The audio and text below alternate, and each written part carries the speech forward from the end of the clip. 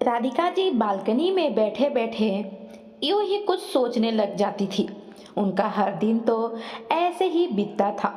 वैसे तो उनके पास कोई चीज की कमी नहीं थी, क्योंकि पैसा तो भरपूर था और नौकर चाकर रख लिए थे काम करने के लिए। लेकिन फिर भी एक आस लगा हुआ रहता था। पता नहीं क्या चीज का आस। वो हरदम बैठे बैठे बाहर की ओर मुंह कर लिया करती थी और देखा करती थी, किसी का इंतजार किया करती थी। आखिर राधिका जी किसका इंतजार किया करती थी?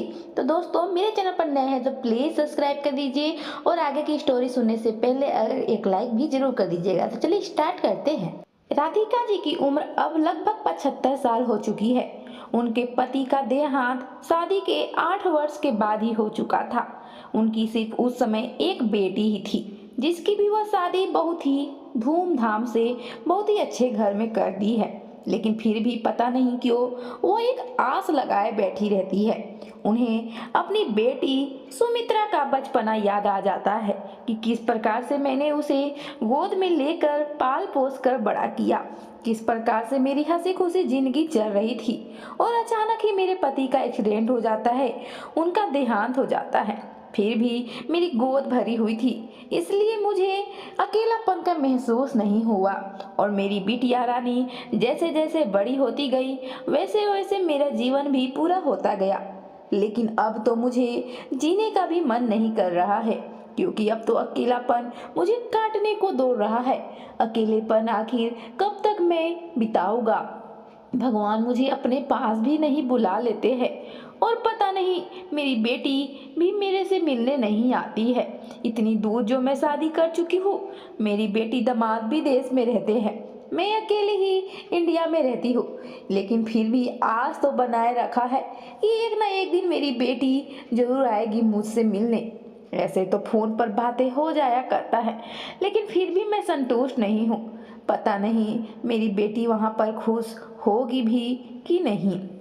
उसे अपने शादीशुदा जिंदगी के भी दिन याद आ जाते हैं, जब वह शादी करके राधिका अपने ससुराल आई थी तो किस प्रकार से हंसी खुशी जिंदगी बीत रही थी।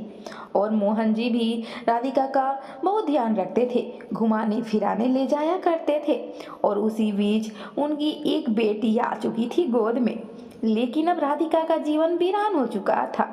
वह पति के जाने के बाद ही अपने घर को संभाल ली थी। पढ़ी लिखी होने की वजह से वह ऑनलाइन ही जॉब करने लगी थी और अपनी बच्ची के साथ साथ अपना घर परिवार भी बहुत अच्छे से चलाने लगी थी। और जैसे जैसे बिटिया रानी बड़ी हो गई, उसका साथ देने लगी और उसका बिजनेस, ऑनलाइन बिजनेस कुकिंग का इतना अच्छा चला कि आज पैसों की कमी नहीं है। आज राधिका जी करोड़ों में खेल रही है। लेकिन फिर भी एक न एक कहीं न कहीं अपनी बिटिया रानी का आस लगाए बैठी हुई है। आखिर कब तक राधिका जी इसी प्रकार से अपनी बेटी का इंतजार करते रहेगी? उधर राधिका की बेटी सुमित्रा भी अपनी माँ को याद करती है। लेकिन सुमित्रा भी उतनी दूर से आखिर कैसे माँ से मिलने आ सकती है?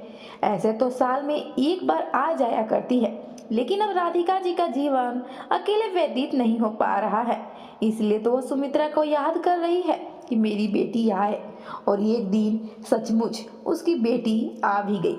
सुमित्रा को देखकर राधिका जी बहुत ही ज्यादा खुश हो गई। आज सुमित्रा के पास भी कोई चीज की कमी नहीं थी, लेकिन उसकी माँ को अपने पास रखने का इच्छा भी पूरा नहीं हो सकता था, क्योंकि वह अपने साथ विदेश में माँ को नहीं ले जाना चाहती थी। उसके पति साफ साफ मना किए थे कि मैं तुम्हारी माँ को भी अपने साथ नहीं रख सकती हूँ। असल में उसके पति भी अपनी माँ को नहीं रखे थे। इसी प्रकार से जिंदगी अच्छे से गुजर रही थी माँ बेटी की। लेकिन इसी बीच एक दिन अचानक से राधिका जी की तबीयत ज्यादा ही खराब हो गई। जब उनकी बेटी उनसे मिलने आई तो वह अचंभित हो गई कि कितना खुश माँ को देखकर गए थे, और आज माँ की ऐसी तबीयत खराब कैसे हो सकती है। वह तुरंत राधिका को अस्पताल ले गई और वहां पर भर्ती की, इलाज करवाई। तब जाकर राधिका जी की तबीयत ठीक हो गई। अब उम्र भी इतनी हो चुकी है तो तबीयत तो खराब होगा ही। माँ की तबीयत खराब ठीक कर कर उनका ख्याल रख कर 1 महीना के बाद ही वो फिर से विदेश चली गई। अब राधिका जी फिर से आस लगाए चौखट पे खिड़की पर बैठी रहती थी कि मेरी बेटी आएगी, लेकिन वह तो अभी अभी ही गई थी। पता नहीं इतनी जल्दी आज अपनी बेटी की उनको कैसे याद आ रही है। वह अकेले ही खाना खाती। वैसे तो नौकर चाकर घर में भरे पड़े हैं, लेकिन फिर भी कोई परिवार जैसा नहीं है। वह अपनी बेटी को ही अपना पूरा परिवार मानती है। वह अपनी बिटिया रानी से ही हर बात करती है। वैसे तो फोन पर सुमित्रा भी अपनी माँ से आधे 1 घंटा बात कर लिया करती है, लेकिन आधे 1 घंटे में राधिका जी का बात किया हुआ होता ही नहीं है। सुमित्रा भी पढ़ी लिखी होने के कारण विदेश में जॉब करती है, इसलिए उसे टाइम नहीं मिल पाता है और रात्रि को 10 बजे ही कॉल करती है माँ से। राधिका जी भी जागी हुई रहती है अपनी बेटी की बातें सुनने के लिए। इसी प्रकार से जिंदगी ऐसे ही गुजर रहा था राधिका जी की, लेकिन वह अब जीना नहीं चाहती थी, नहीं तो अपनी बेटी के साथ ही रहना चाहती थी। वे अब अकेले जिंदगी जी जी कर ऊब चुकी थी, इसलिए अब वो अपना घर द्वार बिजनेस सब बेचने का प्लान कर रही थी।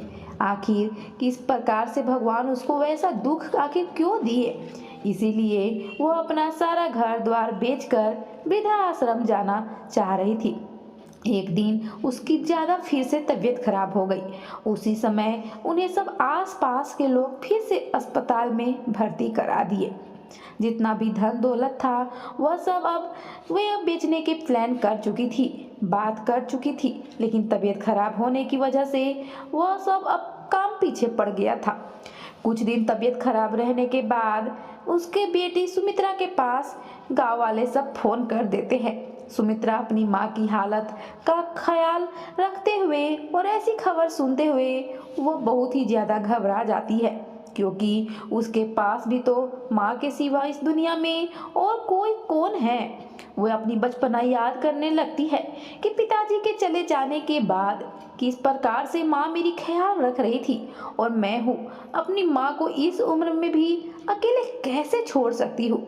वह फौरन टिकट इंडिया की करवाती है और विदेश से फौरन वह वापस आ जाती है, अपने पति को बिन बतलाए हुए ही। उधर उसका पति जब पता चलता है कि सुमित्रा विदेश से अपने घर माँ के पास गई हुई है तो वो बौखला जाता है, लेकिन उसको भी कुछ कुछ समझ में आता है। सुमित्रा अब अपनी माँ का बहुत ही ख्याल रख रही थी। वो अपनी माँ से एक पल भी अकेला नहीं छोड़ना चाह रही थी। जब राधिका को होश आता है कि मेरी बेटी तो मेरे पास ही है, तो वो बहुत ही खुश हो जाती है। उसकी बेटी गांव वालों की मदद से घर में पूजा पाठ करवाती है, माँ की तबीयत की विनती करती है, इच्छा रखती है, और उसी प्रकार से ऐसे ही जिंदगी अच्छे से बीत रहे थे। अब सुमित्रा भी अपनी माँ का हर एक इच्छा पूरा करना चाहती है। जिस प्रकार से माँ बचपन में सुमित्रा का बहुत ध्यान रखती थी, उसी प्रकार से सुमित्रा भी आज राधिका का बहुत ध्यान रख रही थी। आज सुमित्रा को अपने बचपन के दिन बहुत याद आ रहे थे। उसे माँ बाप और अपना भी बचपना खुद याद आ रहा था, लेकिन अब तो उसका भी फैमिली बच चुका था। उसके पति और बच्चे भी विदेश से सुमित्रा के पास 2-4 दिन के बाद आ गए थे। उसका पति इतना भी खराब नहीं था जितना सुमित्रा सोचती थी। उसके पति भी अपनी सास की तबीयत ज़्यादा खराब सुनकर आ गए थे, और विदेश से अच्छे डॉक्टर को भी लेकर आए थे। अब उसकी माँ का तबीयत अच्छे से ठीक होने की चांस था, क्योंकि यह डॉक्टर बहुत ही अच्छा था। अब उसकी माँ राधिका का तबीयत कुछ सुधार होने लगा था। डॉक्टर बहुत अच्छे से ट्रीटमेंट कर रहे थे। इसी प्रकार से अब राधिका का तबीयत में सुधार होता हुआ देखकर सुमित्रा को भी जान में जान आ जाता है। वह भी अपने बच्चे परिवार को अब ध्यान से रखने लगती है, और तो और अपनी माँ का भी ख्याल रखती है। इसी प्रकार से जिंदगी गुजर रहा था और राधिका की तबीयत ठीक हो जाती है। और जब तबीयत ठीक हो जाती है तो सुमित्रा अपने साथ राधिका को विदेश में ही ले जाती है और वहीं पर अच्छे से जिंदगी गुजर बसर कर रही थी। तो दोस्तों, यह छोटी सी स्टोरी आपको कैसी लगी? अगर दिल को भा गया हो तो ज़्यादा से ज़्यादा शेयर करके एक लाइक ज़रूर कर दीजिएगा। धन्यवाद।